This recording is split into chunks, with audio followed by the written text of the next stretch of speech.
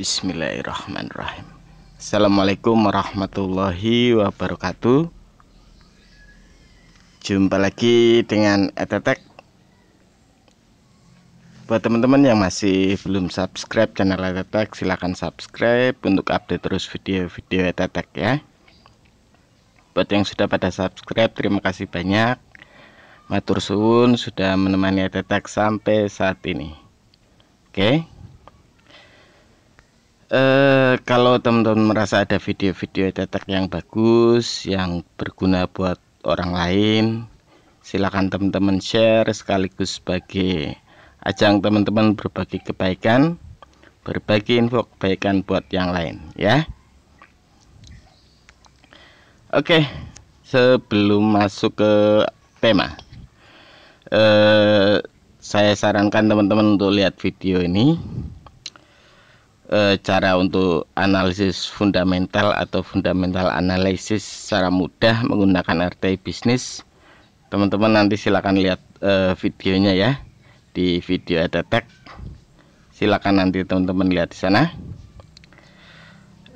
Oke, tema bahasan kita kali ini taktik trading modal cekak.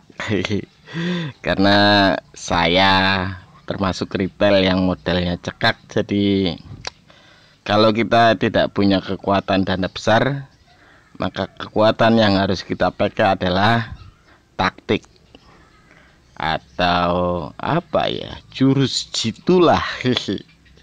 Oke. Kita akan coba mengenal likuiditas saham dulu. Ini contoh saham zinc.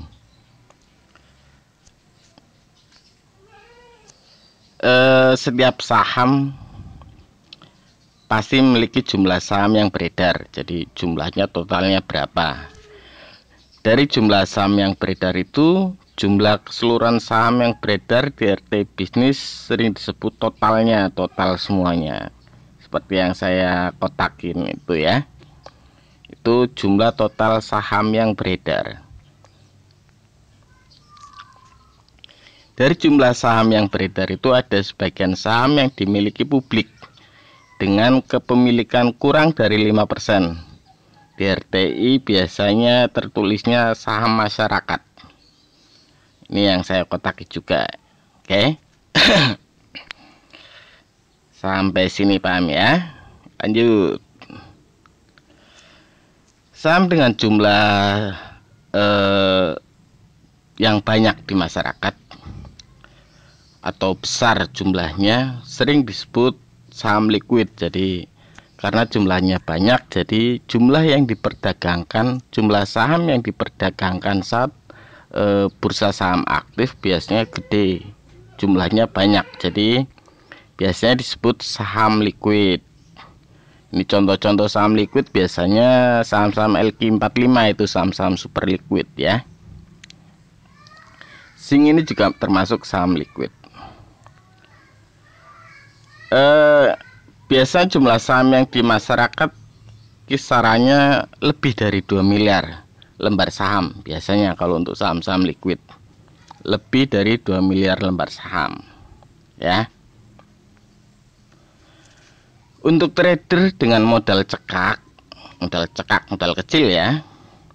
Untuk trader dengan modal cekak, saham yang liquid justru kadang bikin dana trader cekak kayak kita, trader retail kayak kita yang modalnya kecil, jadi tidak bernilai. Tidak bernilai maksudnya tidak bisa memberikan dampak apapun dalam naik turunnya harga, karena jumlah sahamnya terlalu banyak dan dana yang kita gulirkan tidak terlalu besar ya. Jadi pembelian kita menjadi seakan-akan tidak berguna, tidak bernilai, gara-gara jumlah sahamnya sangat liquid atau sahamnya sangat banyak yang diperjualbelikan. Contoh misalkan saham zinc, saham di publik ada 6,8 miliar, harga sahamnya 127 perak, modal per lot berarti ada 12,7 ribu untuk beli satu lot saham ya kan. Karena di publik ada 6,8 miliar, maka butuh beli 10 jutaan, 10 juta lembar saham untuk paling tidak transaksi kita memberikan dampak, sedikit dampak pada kenaikan atau penurunan harga saham. Ya, kita paling tidak butuh beli sekitaran 100 juta lembar saham agar aksi kita ada dampaknya. Oke. Nah, kita coba hitung. Untuk beli zinc 100 juta lembar, 10 juta lembar, maka trader butuh modal sebanyak 1,27 miliar. Gede banget, bro. Lah, kita kan modalnya cekak. Jadi, untuk orang atau trader atau investor dengan modal cekak, dana segini udah kelewat gede dan kita nggak bisa akhirnya pun kita masuk, tapi dampak pembelian atau penjualan saham kita tidak memberikan dampak apapun pada perubahan harga sahamnya, karena jumlah saham yang kelewat banyak yang diperjualbelikan. Ya, terus solusinya bagaimana, Pak, untuk mengatasi masalah itu? Yuk kita bahas lebih lanjut masalahnya ya. Ini yang biasa saya lakukan. Pilih saham yang tidak terlalu liquid saja. Bukan tidak liquid, tapi tidak terlalu liquid. Jumlah saham di publik kisaran antara 500 juta sampai 1,5 miliar saja. Tidak boleh lebih dari itu. Itu biar sahamnya tidak terlalu liquid. Jadi jumlah saham yang diperjualbelikan tidak terlalu banyak. Prosentase saham di publik harus lebih kecil dari prosentase saham yang dimiliki perusahaan. Ini yang juga harus jadi catatan. Jadi jangan sampai saham di publik prosentasenya lebih gede daripada kepemilikan saham oleh perusahaan atau perorangan, ya. Itu juga jadi poin pentingnya. Oke, biar tidak bikin bingung, kita lihat contohnya saja ya, biar jelas. Yuk kita lihat contohnya. Ini saham MBAP, Multi Bara Adi Perkasa. Perdana apa Perkasa ya. Ini shareholder compositionnya yang saya dapat dari RTI. Teman-teman bisa lihat, saham yang ada di masyarakat cuma 122 juta lembar saham. Ya kan, sedikit. Jumlah sahamnya sedikit. Ini kadang sering membuat saham jadi kurang liquid, tidak liquid lah. Cuma sebetulnya likuiditas saham itu kadang dipengaruhi oleh ada tidaknya bandar ikut bermain jual beli sahamnya. Kalau ada bandar yang ikut bermain, meski saham cuma 122 juta lembar saham, pun sahamnya jadi lumayan liquid untuk diperjualbelikan, ya. Karena jumlah sahamnya sedikit, kita lihat dulu. Jumlah saham di masyarakat cuma ada 10%, ya kan? Sedikit. Kepemilikan saham oleh perusahaan totalnya ada 90%. So, jumlah sahamnya sedikit yang ada di publik. Jadi, saham MBAP boleh disikat. Saya biasanya gitu. Kita lihat contoh lain. Ini saham Fire yang kemarin baru naik gila-gilaan. Selamat yang cuan di Fire ya. Yap, kita lihat. Saham di masyarakat ada 708,6 juta lembar saham. Kepemilikan saham di publik itu totalnya 48%. Jadi masih lebih kecil dari total saham yang dimiliki oleh perusahaan atau perorangan. Ya. Berarti saham Fire boleh disikat. Kita tinggal analisis teknikalnya, cari titik masuk paling asik buat trading sahamnya. Oke. Terus Ini contoh Samsung. Tadi sudah saya kasih screenshotnya juga ya. Yap, saham di publik ada 6,8 miliar lembar saham. Meskipun kepemilikan di publik cuma 27%, tapi jumlah sahamnya sudah kelewat banyak. Ini yang membuat Samsung sangat liquid atau banyak diperjualbelikan. Resikonya ya tadi yang saya jelaskan ya. Karena jumlah sahamnya terlalu banyak, karena modal kita modal cekak, Samsung tidak usah sajalah. Oke, Samsung kita singkirkan. Ini saham BCIP. Ini sebagai contoh saja. Kok saham gocap contohnya Pak? Nggak apa-apa. Ini buat contoh teman-teman. Saham di publik sebenarnya nggak gede, cuma 1,1 miliar ya, kecil lah, masih hitungan yang saya kasih antara 500 juta sampai 1,5 miliar masuklah saham BCIP, aslinya bisa masuk. Tapi teman-teman lihat, wah ini miring bro.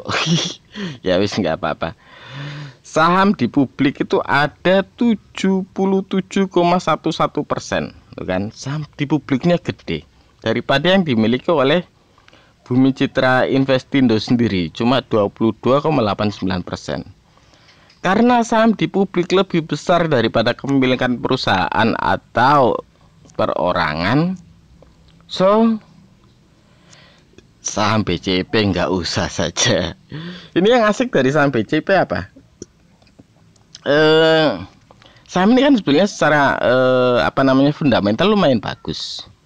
Tapi cuma gara-gara kepemilikan saham di publik begitu gede, ini saham masih nongkrong lama di gocap. Ya nanti juga kayaknya bakalan gerak, cuma akhirnya kita butuh waktu lama untuk membuat saham bergerak dan kita mendapatkan profit dari capital gain yang kita inginkan.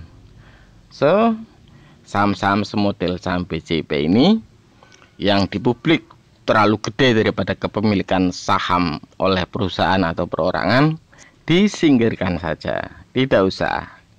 Oke. Ini juga perlu teman-teman ingat, akan lebih aman kalau saran saya ya. Kalau saran saya akan lebih aman trading saham, meskipun teman-teman untuk trading, bukan untuk investasi, karena teman-teman seorang trader bukan seorang investor, tidak masalah. Tapi akan lebih aman teman-teman trading saham pada saham yang punya fundamental bagus.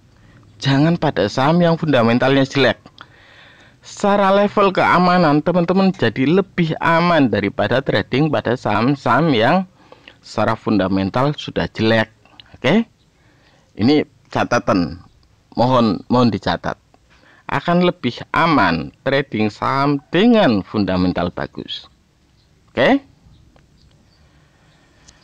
Kalau teman-teman mau belajar analisis fundamental seperti saya di awal tadi bilang, nanti lihat video ini cara mudah analisis FA saham, fundamental analisis saham dengan RT bisnis. Nanti teman-teman lihat di video ini ya. Gampang kok, nggak susah-susah amat. Dan kalau bisa ambil yang bagus, kenapa harus pilih yang jelek loh? Pilih yang jelek resikonya kalau pas ada sesuatu teman-teman juga nanti malah beresiko besar. Oke? Bagaimana? Penjelasan saya kan sudah sesimpel itu. Harusnya teman-teman bisa cari saham sendirilah. Dari banyak video yang sudah saya share, harusnya teman-teman sudah bisa untuk cari saham yang bagus, cari saham yang bisa buat trading teman-teman. Tradingnya mungkin nggak trading one day trading, tapi mungkin trading 1-2 hari, tapi bisa lumayan dapat 3%, 5%, kan lumayan kalau per hari, per 2 hari atau 1 minggu. Intinya cari saham-saham yang bagus. Dan ingat, intinya belajar dan belajar terus, karena bagaimanapun pengalaman teman-teman akan menjadi guru, dan proses belajar teman-teman fungsinya dan gunanya juga untuk teman-teman sendiri ya. Ingat, 90% kunci sukses di bisnis saham adalah kesabaran. Jadi tetap jaga psikologis, jangan cepat ambil keputusan cut loss pada saat sebetulnya trennya sedang up. Belajar untuk menjaga psikologis sabar yang kuat ya. Oke, itu saja.